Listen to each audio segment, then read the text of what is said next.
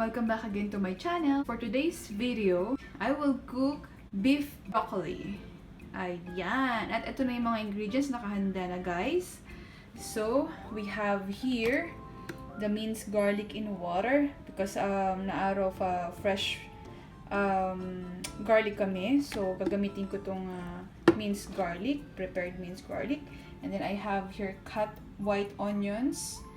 And then, ito na-prepare na ako ng broccoli. So, 1 pack of broccoli yan. Bali kasi frozen yan, so pinakuluan ko na. And then, niligyan ko na ng konting salt, pepper para magkaroon na siya ng konting lasa. And then, we will need light brown sugar. And then, 3 tablespoons of cornstarch. 2 tablespoons of olive oil, and then a little of sea salt. At syempre, hindi mawawala ang ating beef. Ayan, cut na siya. So, ayan.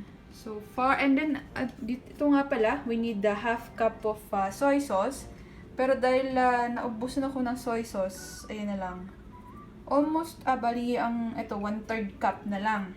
Okay lang yun kasi pwede naman tayong gumamit ng salt just in case na need pa ng konting alat.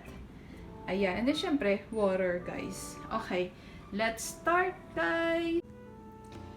So, guys, let's start doing it. So, first, in a large bowl, whisk together 2 tablespoons of cornstarch with 3 tablespoons water. So, ayan, guys. 2 tablespoons of cornstarch. So, 1, 2, and then 3 tablespoons of water.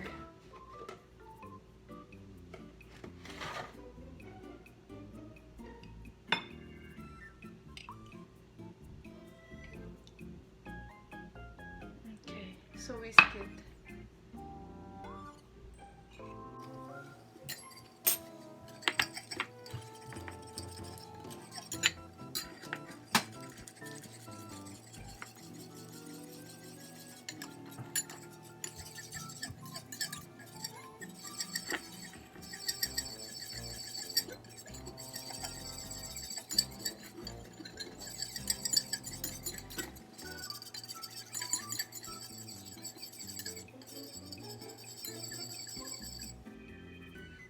Okay, add the beef to the bowl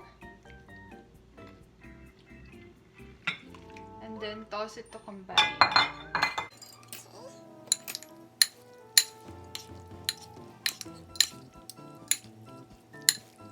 Make sure to toss it well, guys.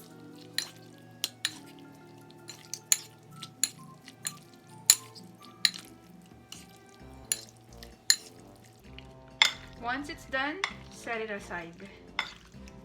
Okay. Alright. So 1 remaining tablespoon of cornstarch, and then soy sauce, brown sugar,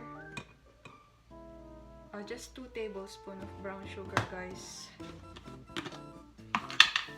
By the way, the sodium that I use, it's better if it's less sodium, guys.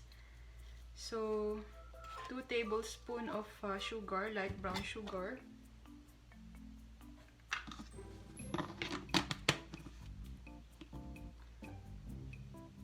One tablespoon of minced garlic. Let's get a new spoon.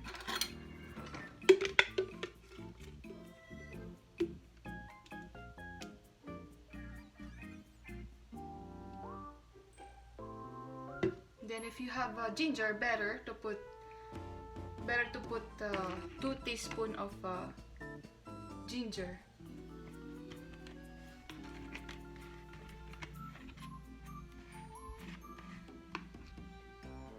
So this will be the sauce, guys, and then whisk this all together.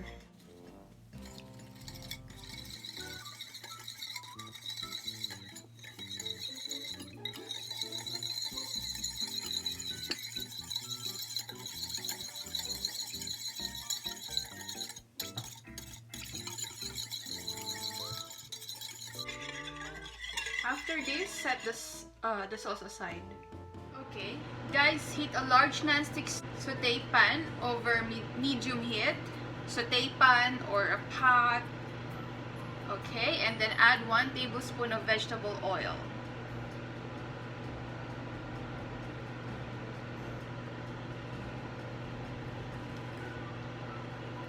Guys, once it's hot, add the beef.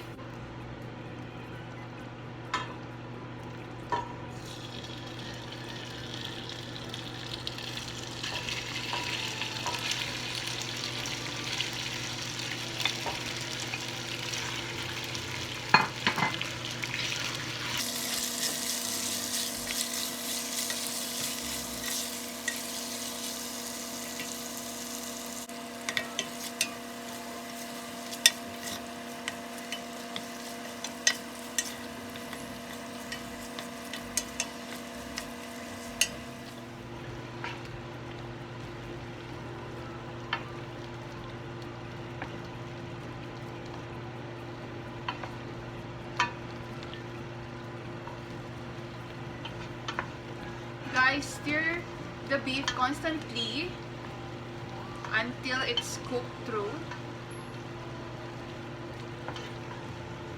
See, guys, the difference? It's almost cooked, guys. So just continue stirring. Once your beef is done, transfer it to a plate and set it aside.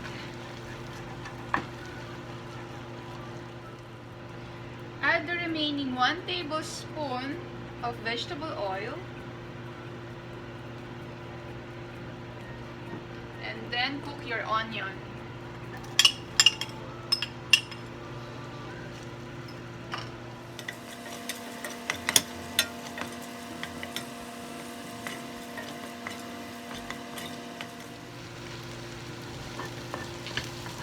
Guys, once your onion is cooked, add your broccoli. Okay.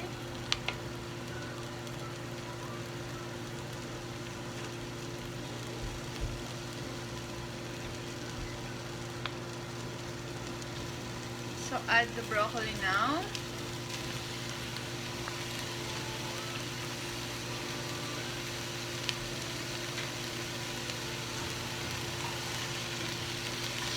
Stir it occasionally, guys.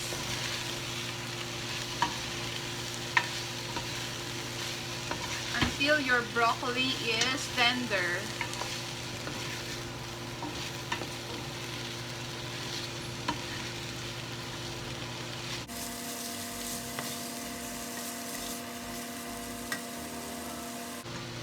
Sprinkle a little bit of salt, guys.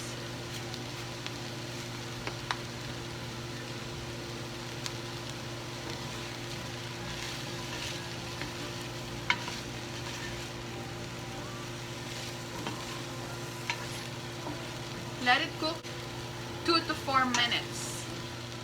Guys, once your onion and broccoli are cooked, add the beef with it. Your cooked beef. Okay. And then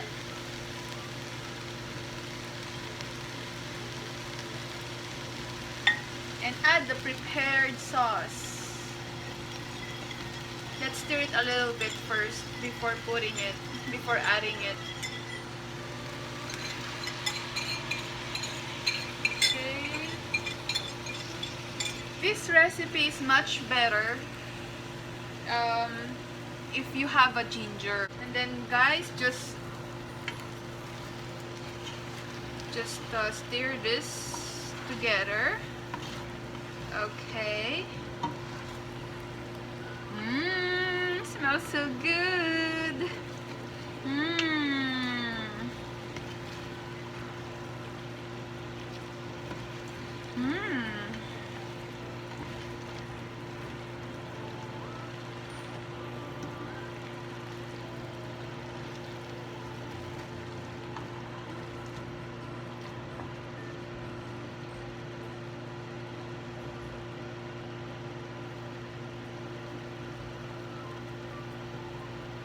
So let this cook for a minute, guys. A minute or a couple.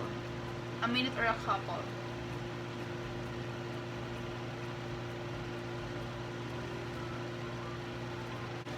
You'll notice it if your sauce thickens. It means it's good.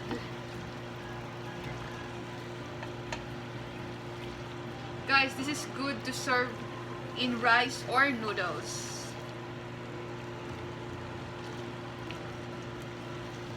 So let's just stir it occasionally. Okay.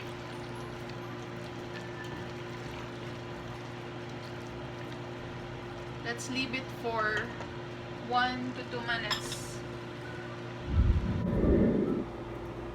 So guys, once it's cooked, you can serve it with rice. Rice or noodles, guys. Ooh.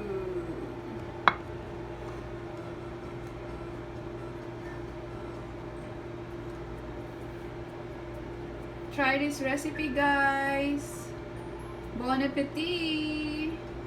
Thank you for watching. If you're new here,